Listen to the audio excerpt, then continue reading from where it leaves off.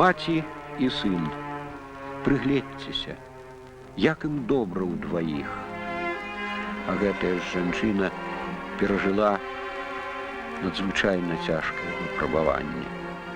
Атрымала пахаронку. Але сын вярнуўся з фронта. Паранены, кантужаны, але жывы. І стаў пісьменнікам. Гэта Васіль Быкаў.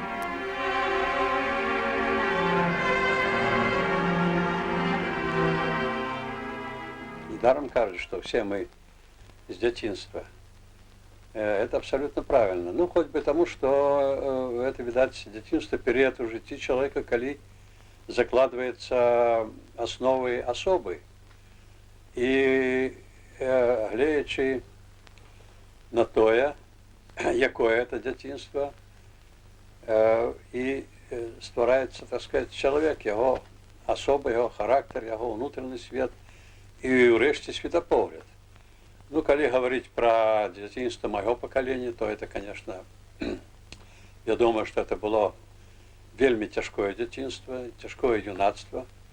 Ну и, безумовно, все это не могло не отбиться на моей творчости, коли я занялся литературой.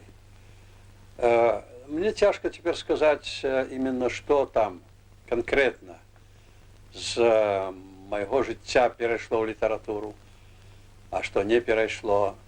Конечно, перейшло різні дробязі деталі, некая конкретика реалії, так сказать, того часу.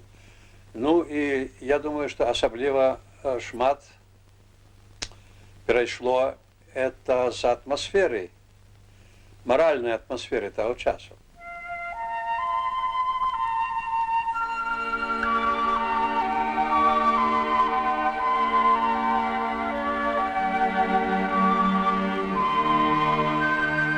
Дзяцінства прайшло на Ушаччыне. Жыў з маці, з бацькам. Хадзіў у школу. Добра ўспамінае пра настаўнікаў. Нейкі час вучыўся у віцебскім мастацкім тэхнікуме. Збіраўся мастаком і нават не меў намеру займацца літаратурнай працай.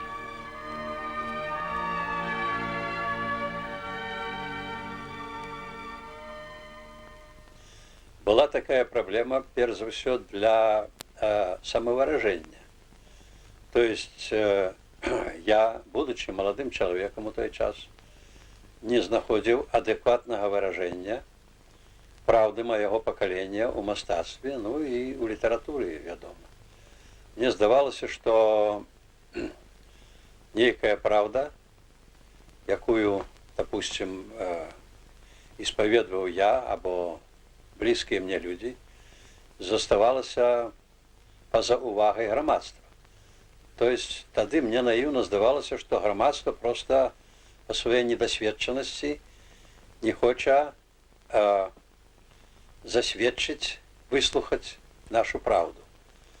Ну и знову же такая наивная думка кіравала мной, например, что коли вот это я напишу, нечто свое, что относится до правды войны, то это выключа увагу, ну, громадства, и я таким чином буду узнагароджений за, так сказать, свое перше открытие.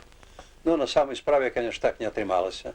Просто первые спробы в литературу в этом сенсе мои, они оказались слабыми, и были мной спынены, так сказать, праз, может быть, еще годов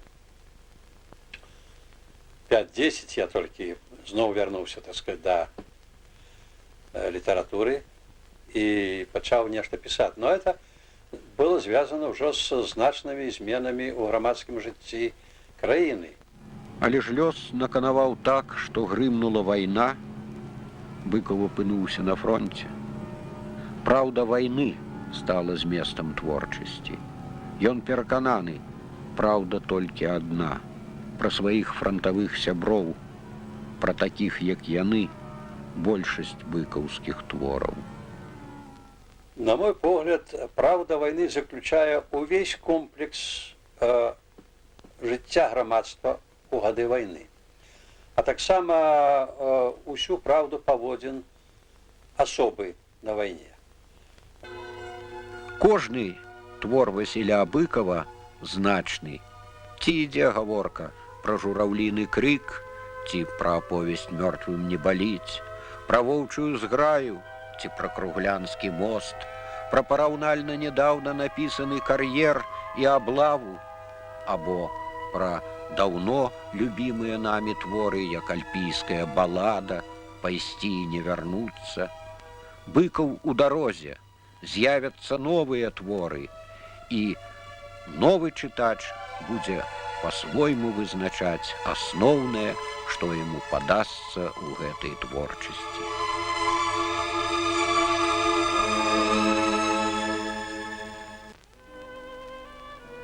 Быкаўскія сувязі з пісьменнікамі вельмі шырокія.